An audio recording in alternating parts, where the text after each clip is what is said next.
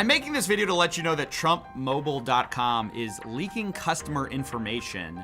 And I know that because, sadly, I am one of those customers whose mailing address, email address, everything short of credit card number is being leaked via a security exploit that I'm not going to go into too much detail to explain. Okay, so that was CoffeeZilla, a man who literally put a $100 deposit down trying to get scammed by a phone, and somehow ended up getting the phone and having his personal data leaked. Ladies and gentlemen, welcome to the Trump T1. This phone has been one of the most chaotic, messy, controversial product launches in recent memory. And now that it's actually in people's hands, the story has gotten even wilder. Today we're reacting to Linus Tech Tips' take on this phone. Linus said the T1 looks like a golden HTC U24 Pro. And while I get where he's coming from, I actually think that comparison isn't entirely fair. But that's just the beginning, because the real issues with this phone go way beyond the design. We're talking about a made in USA claim that quietly disappeared, a data breach that exposed thousands of customers, a price tag that makes 0 sense, and a roller coaster 1-year journey that had people genuinely wondering if they'd ever see their $500 or their phone. Let's get into it. So, Linus Tech Tips, a YouTuber, saw a review unit of the Trump T1 phone. And his main takeaway on the design was that it looks like a golden HTC U24 Pro. Now Linus knows his phones. But I want to respectfully push back on that specific point before we get into the much bigger issues here.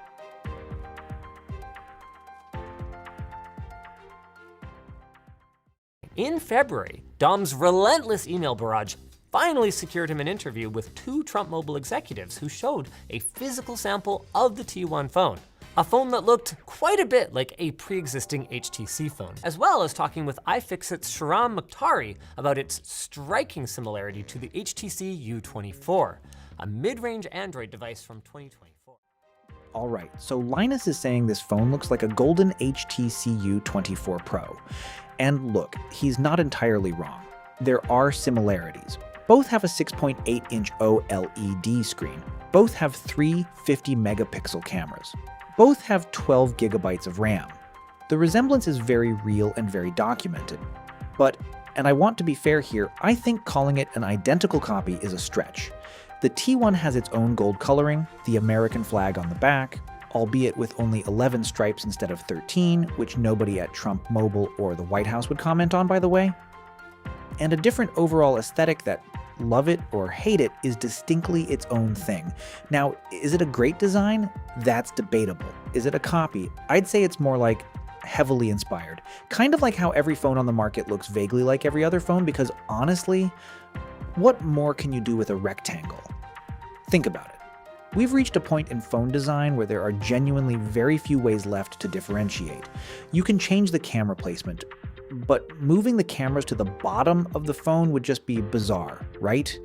You can change the colors, you can change the materials, you can make it foldable, which almost nobody is buying, but the fundamental form factor of a glass rectangle with a screen?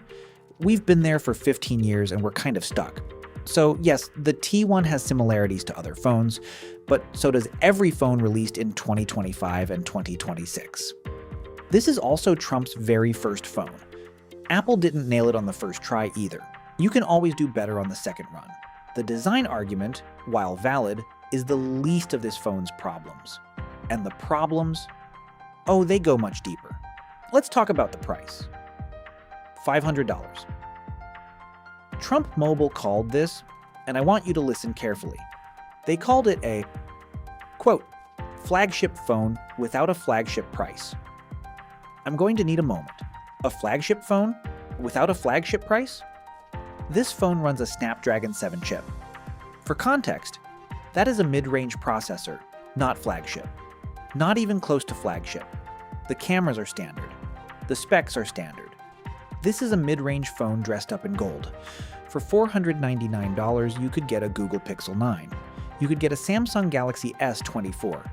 Phones with actual flagship credentials, and $499 for this phone? I mean, unless there's actual gold in it, which there is not. The only reason this phone costs $499 is because of the brand name slapped on the front of it. And that's fine. branding has value, but don't call it a flagship. A flagship without the specs is just called an overpriced phone. And the data agrees with me. When the T1 was first announced in June 2025, the Trump Mobile website screamed, in capital letters, our Made in the USA T1 phone is available for pre-order now. Eric Trump went on podcasts saying, quote, eventually, all the phones can be built in the United States of America. This morning, you've got an announcement on a new phone. Tell me about that and what you're looking to, quote unquote, correct here. And Trump Mobile is going to revolutionize cell phones, mobile calling. We're going to do it better. We're going to do it safer. We're going to have more functionality, more features. And the coolest thing about all these ventures is we're doing it right here in the United States. You're not calling up call centers in Bangladesh. You're doing it right out of St. Louis, Missouri. And you're going to have phones that are made right here in the United States of America. Bold claim, patriotic claim, powerful claim. There was just one problem. It was quietly, carefully, and completely walked back. First, the website changed Made in the USA to American Proud Design. Then it became designed with American values in mind. Then the box on the actual physical phone arrived saying, proudly assembled in the USA. Assembled, not made. Assembled, and there is a legal difference between those two words. Under FTC rules, to say something is made in the USA, all or virtually all parts. And processing must happen in America. Assembly alone doesn't cut it. And here's where it gets really interesting. On March 13th, 2026, just 2 months ago, President Trump himself signed an executive order titled Ensuring Truthful Advertising of Products Claiming to be Made in America. The order directs the FTC to, I quote, prioritize enforcement of fraudulent, made in USA claims. Violations carry civil penalties of up to $53,000 per violation, per day. So the man who signed an executive order cracking down on fake made in USA claims runs a company that originally claimed its phone was made in the USA, and then quietly changed the language when the phone turned out to be based on an HTC 24 Pro manufactured in Taiwan. I'll let you sit with that for a second. Now, to be fair, Trump Mobile CEO Pat O'Brien said components are primarily manufactured in America.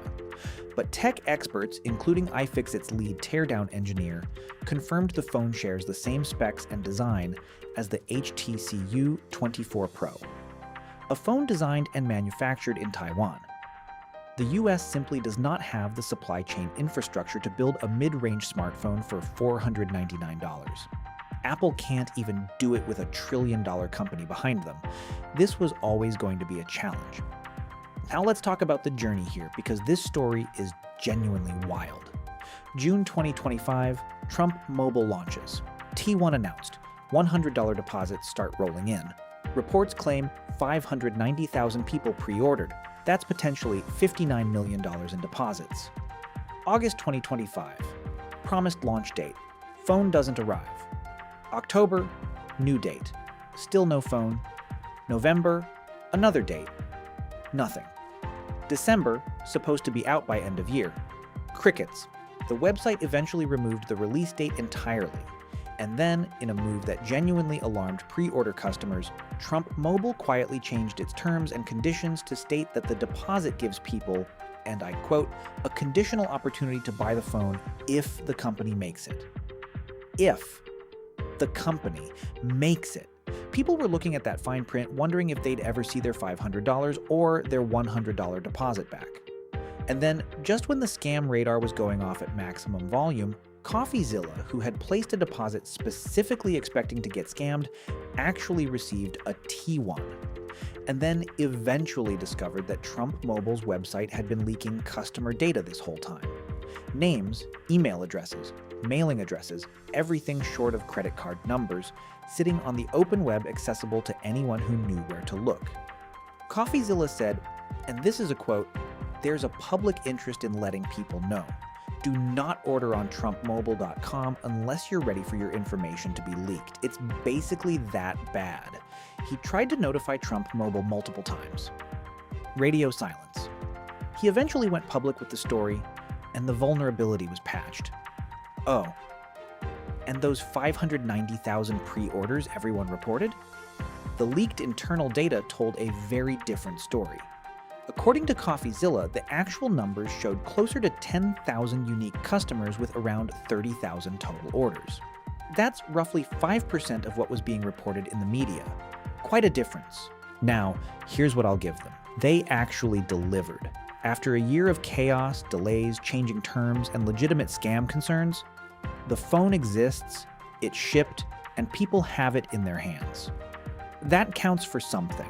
The first version of anything is rarely perfect, and if Trump Mobile is serious about this long term, the T2 or whatever comes next has a real opportunity to fix every one of these issues and to come out with something genuinely worth the price tag. My bet, the people who bought T1 are going to be very vocal about what needs to change, and if Trump Mobile is paying attention, they have a very clear roadmap of what to fix. Now, I want to hear from you. Did you pre-order the T1, or are you someone who watched this whole saga play out and said absolutely not? Drop it in the comments. I want to know where you stand. The real bite. See you in the next one.